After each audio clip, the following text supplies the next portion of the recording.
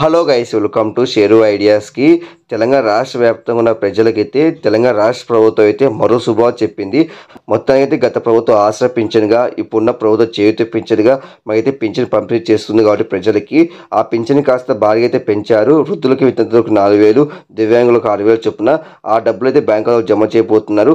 చాలా మందికి అయితే జూలై నెలకు సంబంధించింది, ఆగస్టు నెలకు సంబంధించింది బ్యాంకులో డబ్బులు అయితే జమ కాలేదు. కాబట్టి మొత్తానికి అయితే ఈ 2 నెలలకు సంబంధించి అయితే డబ్బులు అయితే విడుదల చేయబోతున్నారు. ఎప్పుడు విడుదల చేస్తారు, ఎవరు విడుదల చేస్తాను దానిపై ఈ వీడియో క్లారిటీ చెప్తే ఎందుకు చూడండి.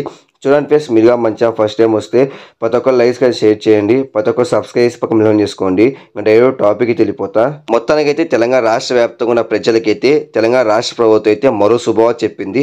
మొత్తానికైతే గత ప్రభుత్వం ఆసరా పింఛన్గా ఇప్పుడున్న ప్రభుత్వం చేయూత పింఛన్గా ప్రజలకైతే పింఛన్ పంపిణీ చేస్తుంది. కాబట్టి మొత్తానికైతే పింఛన్ అయితే భారీగా పెంచి మనకైతే బ్యాంకులకు జమ చేయబోతున్నారు. వృద్ధులకి వితంతులకు 4,000, దివ్యాంగులు 6,000 చొప్పున మరో కొన్ని గంటల్లో. కాబట్టి ఇది ఒక శుభవార్త అని చెప్పొచ్చు. కాబట్టి మీరేం చేస్తారంటే మీ బ్యాంక్ అకౌంట్ పనిచేస్తుందో లేదో చూసుకోండి. ఎందుకంటే బ్యాంక్ అకౌంట్ పనిచేయకపోతే మీ బ్యాంక్ ఖాతాలో ఈ ఆసరా పింఛన్ సంబంధించిన డబ్బులు అయితే విడుదల చేయదు. ఎందుకంటే ఒకేసారి జూలై నెలకు సంబంధించింది, ఆగస్టు నెలకు సంబంధించింది డబ్బులు విడుదల చేస్తున్నారు. కాబట్టి భారీగా అయితే డబ్బులు అయితే విడుదల చేస్తున్నారు ఆసరా పింఛన్ సంబంధించింది. కాబట్టి మీరైతే సిద్ధంగా అయితే ఉండండి. కాబట్టి మొత్తానికి అయితే మరో గంటలో మనకైతే ఈ ఆసరా పింఛన్ సంబంధించింది అంటే చేయూత పింఛన్ సంబంధించి అయితే బ్యాంక్ ఖాతాలో డబ్బులు అయితే జమ చేయబోతున్నారు. చాలా మందికి అయితే ఈ విషయం తెలియదు. కాబట్టి ప్రతి ఒక్కరు లైక్స్ కానీ షేర్ చేయండి, ప్రతి ఒక్కరు సబ్స్క్రైబ్ పక్కన చేసుకోండి. Thank you for watching.